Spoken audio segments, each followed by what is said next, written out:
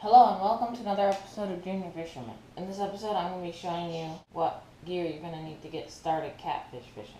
Catfish fishing is a fairly simple way, same with a lot of fish. But there are some things that you're going to need in order to catfish fish. So let's get started with the hooks and sort of terminal tackle that you're going to need.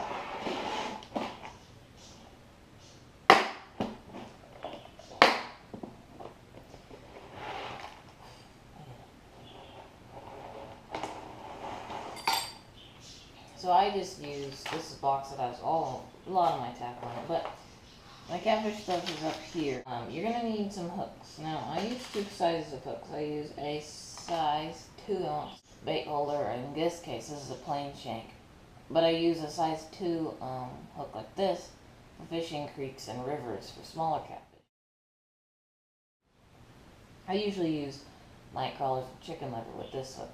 You can catch a lot of 1 to 2 pound catfish on that hook with chicken liver. Then I have these. This is probably my favorite all-around catfish hook, unless I know that where I'm going has just small catfish and possibly large ones, but mostly small. If I'm going somewhere that has a lot of sizes of catfish, this is what I'm going to use. This is a 4-aught Gamakatsu octopus hook.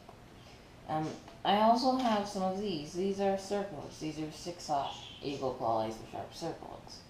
I tend to like, well, I almost dropped it on the floor. I tend to like these a little bit better because a circle hook is a really good hook for fishing with your drag locked down.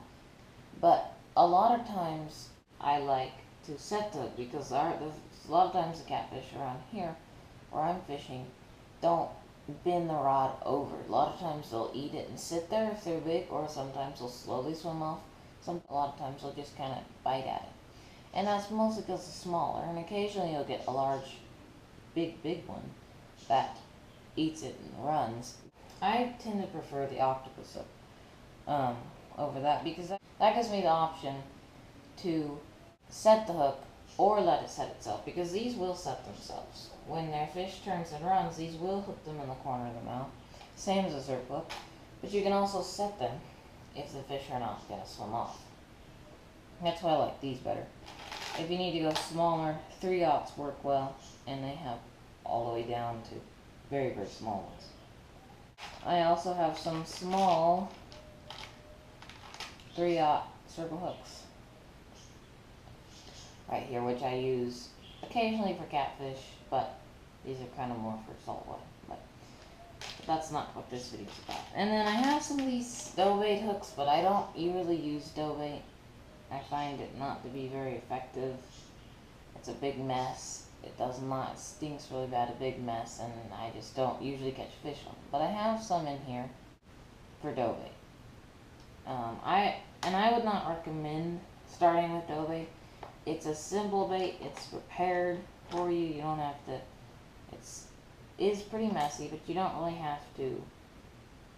You don't have to do much to get it. Do much to make it. It's kind of sold in just about any fishing store. But it's not the most effective bait, and for the price, for the mess you have to, I would at least want it to catch fish. And I'm sure in some places it does, but I would recommend starting out with it.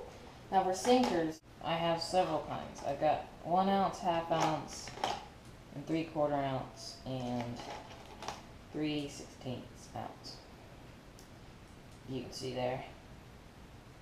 The 1 ounce I use for rivers with a lot of current. If it rains really hard and the river comes up, a 1 ounce is a good idea.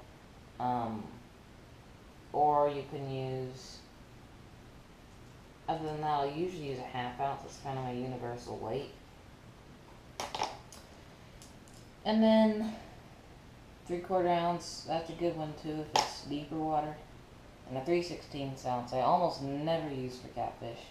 Maybe if you're fishing ponds and you just need the weight to cast, but usually I just use those for panfish. But 1 ounce and a 1/2 ounce are a good sinker. If you were going to get started catfishing, I would recommend getting some 1 ounce sinkers and some half-ounce sinkers. Now, snap swivels are pretty important in my opinion. I use two sizes. This big, larger size, and I have a smaller size. The smaller ones are size 7 snaps, and the bigger ones are size like 2, I think, snaps. And I don't have very many of the larger ones. I don't use these usually with terminal tackle. A lot of times I'll use a size 7. A little bit. This one here is my usual one that I use just for my leaders and stuff. And it's a pretty strong snap swivel. I don't think you're going to get a fish that's going to break it. These larger ones, usually I will use to connect the sinkers. And that may sound kind of strange, but these 1 ounce sinkers are entirely lead. They have no metal. They don't have this thing here. So the inside, where they punched a hole, has a little lip through it. That will fray your line up pretty bad. So what I would recommend doing is getting these larger snap swivels. You can buy sinker sliders, but I couldn't find them, so I just got these snap swivels. Put it through here, and you can clip that on, and there's your sinker slide.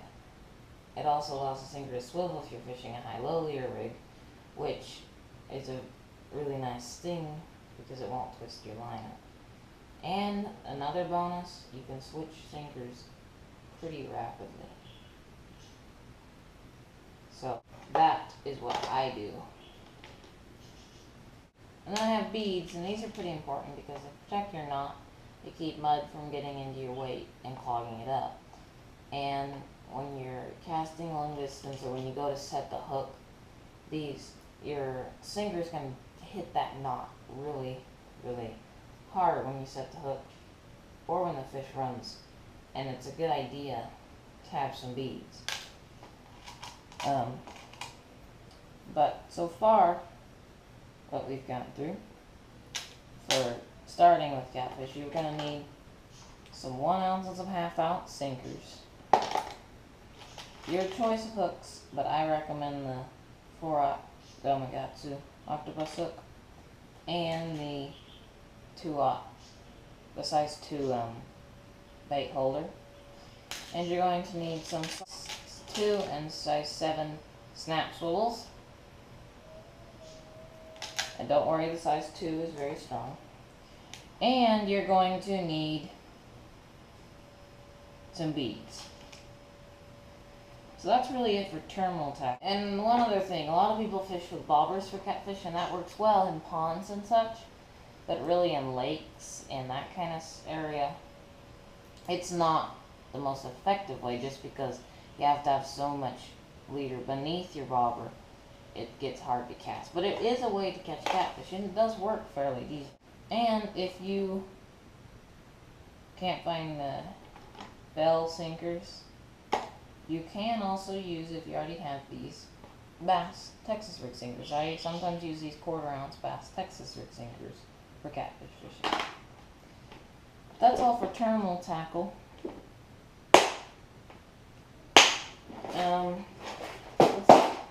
Let's get on to some other things that are kind of optional. This is a bell. And I like these bells quite a bit just because they're an inexpensive bite alarm. And you can make these pretty easily. Also, you can buy them at just about everywhere. I got mine at Walmart. But they're really nice because they clip onto the rod. And I'll show you when we get to the rods. But when the fish pecks at your bait, when he bends the rod at all, they're pretty sensitive and they'll ring. You can hear that from a long ways away. And it's a really inexpensive bite alarm and a great idea, particularly if you're fishing multiple rods where you have a catfish rod, like I do a lot of times. I'll have a catfish rod and then I'll go fish for like bluegill or bass. And I need to be able to not have to constantly stare at my rod, which is pretty ineffective if you're trying to fish other ways. But that bell ensures I will hear my rod when the fish hits. Another nice thing, not that, not really necessary, but I like them, are these spiral rod holders. They work very well.